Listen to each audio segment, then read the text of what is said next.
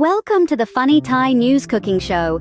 Today we're going to make a delicious Som Tam papaya salad that will make your taste buds do the cha-cha. First, grab a small green raw papaya and shred it like you're shredding your ex's phone number.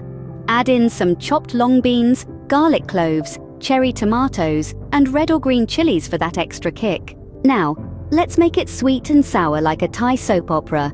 Mix in some palm sugar, lime juice, fish sauce or soy sauce if you're feeling fishy, and ground peanuts for that perfect crunch. For garnishing, get creative with fresh lettuce, green beans, lime wedges, and more chilies if you're feeling brave.